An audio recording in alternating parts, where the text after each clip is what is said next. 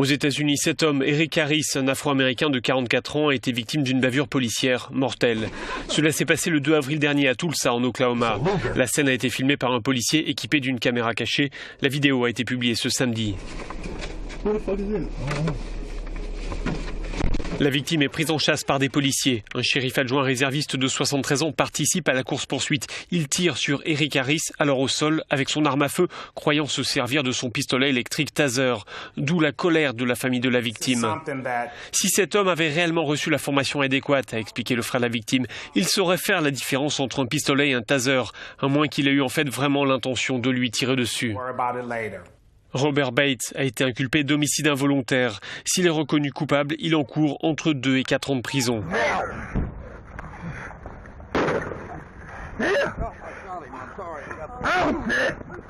Monsieur Harris était en fuite, a précisé ce policier. Il n'a pas obéi aux ordres. Et même quand il s'est fait intercepter, il a continué à se débattre. Le shérif adjoint s'est approché. Il a voulu utiliser une arme moins létale.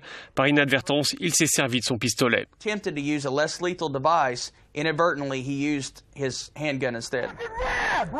La victime, plaquée au sol, dit « Je ne peux plus respirer ». L'un des policiers répond « On s'en fout de ta respiration ».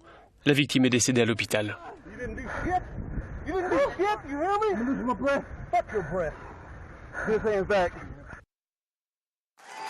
Un fils d'exilé cubain en lice pour l'investiture républicaine en vue de la présidentielle américaine. Le sénateur de Floride a choisi la Freedom Tower de Miami pour annoncer sa candidature. Un site où étaient recensés les réfugiés fuyant la révolution castriste dans les années 60. J'ai choisi d'annoncer ma candidature ici parce que c'est un véritable symbole de l'identité de notre nation, une terre d'opportunités, dit-il. Je suis persuadé que malgré nos problèmes, nous avons la possibilité de faire de notre époque un nouveau siècle américain.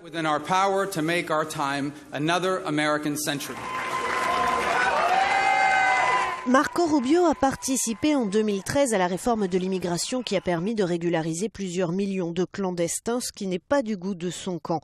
Mais il a révisé récemment sa position. Cet homme de 43 ans est le 3e républicain à déclarer sa candidature pour l'investiture. Côté démocrate, seul Hillary Clinton est pour l'heure en lice. Le Nigeria commémore ce mardi dans la tristesse le premier anniversaire de l'enlèvement des lycéennes de Chibok par le groupe Boko Haram. Des rassemblements ont lieu comme ici à Abuja, la capitale, à l'initiative du mouvement Bring Back Our Girls, ramenez-nous nos filles. Cette militante rappelle le calvaire des otages. Elle demande qu'on ne les oublie pas. Quand on ne peut pas parler, on n'existe pas.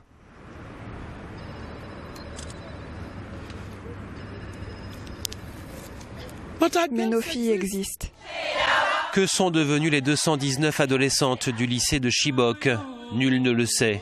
Peu de temps après leur enlèvement, le chef de Boko Haram, Abubakar Shekau, avait déclaré qu'elles seraient traitées en esclaves, vendues et mariées de force. Elles pourraient se trouver dans l'extrême nord du Nigeria, mais aussi au Cameroun et au Tchad voisin. Le Tchad, où s'est rendu notre journaliste Luis Carballo. Il a suivi les soldats tchadiens engagés dans l'opération militaire contre Boko Haram, conduite par une coalition de pays africains. L'offensive, lancée en début d'année, a permis de faire reculer les islamistes, comme l'explique notre reporter. Plusieurs localités du nord du Nigeria ont été reprises aux mains de Boko Haram, dont celle de Malam Fatori, près de la frontière avec le Niger. Avant de prendre la fuite, les combattants islamistes ont enlevé des dizaines de filles. Ils ont aussi exécuté de jeunes garçons. Aujourd'hui, Malam Fatori est une ville fantôme. Ne manquez pas notre reportage sur la ligne de front ce soir à 20h35 sur Euronews.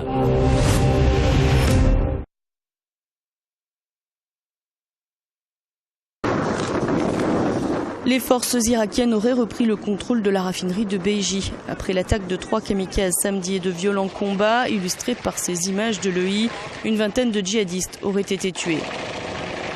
L'armée irakienne aurait donc mis 2 jours pour reprendre le contrôle des entrées et sécuriser l'ensemble du site. La raffinerie a déjà été assiégée par le groupe État islamique pendant 5 mois et ce n'est qu'en novembre dernier, avec le soutien des frappes de la coalition internationale, que les Irakiens ont pu remettre la main sur ce site d'une vingtaine de kilomètres carrés. Cette tentative samedi laisse penser à certains responsables locaux de la province d'Anbar que le I cherche à détourner l'attention avec l'attaque de Beiji et que leur véritable objectif est de prendre des villes de la province d'Anbar comme Ramadi.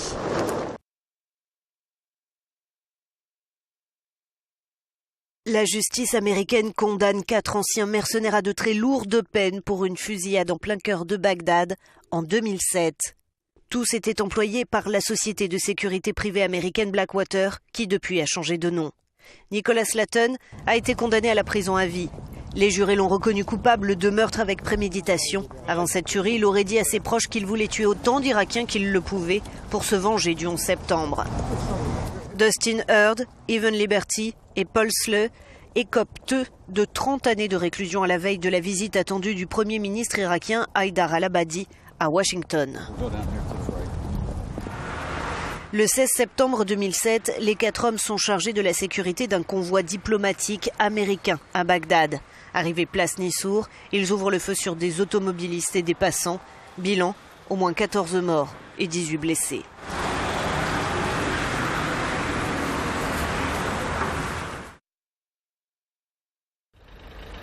La Turquie s'apprête à expulser plusieurs ressortissants britanniques arrêtés près de la frontière syrienne. Ils sont 8, des hommes, des femmes et des enfants, dont un bébé, à s'être rendus ces dernières semaines en Turquie. Les autorités les soupçonnent d'avoir voulu se rendre en Syrie. Pour y faire quoi? Apparemment pour rejoindre les rangs du groupe État islamique. Cette affaire a eu un écho particulier en Grande-Bretagne puisqu'une des personnes arrêtées est le fils d'un élu local travailliste. Leur interpellation a eu lieu le 2 avril dernier dans la province de Hatay, à quelques kilomètres de la frontière syrienne. Quand ils quitteront le sol turc, ces ressortissants britanniques devraient se voir notifier une interdiction de séjour. En février dernier, 3 adolescentes britanniques s'étaient rendues en Syrie. Londres avait alors critiqué la Turquie, accusée de fermer les yeux sur le flux des candidats au djihad. Il n'y a pas d'alternative aux accords de Minsk pour mettre fin au conflit dans l'est de l'Ukraine. C'est le message que les chefs des diplomaties françaises, allemandes, russes et ukrainiennes ont martelé hier à Berlin. 8 semaines après la signature des accords, le cessez-le-feu reste fragile entre séparatistes et garde nationale.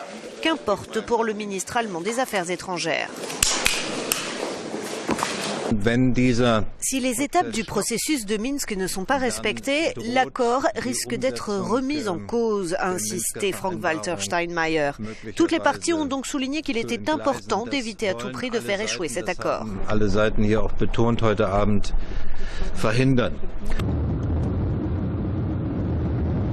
Les discussions concernant ce dossier sensible se poursuivront aujourd'hui dans le nord de l'Allemagne.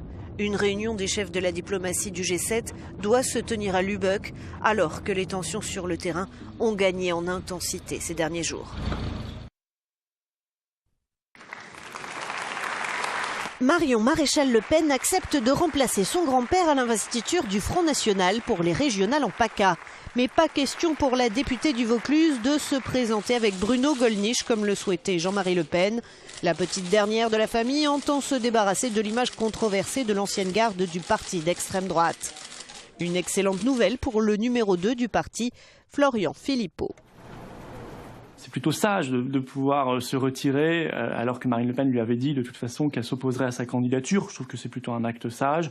Voilà, donc effectivement tout ce qui amène de la sagesse est plutôt le bienvenu.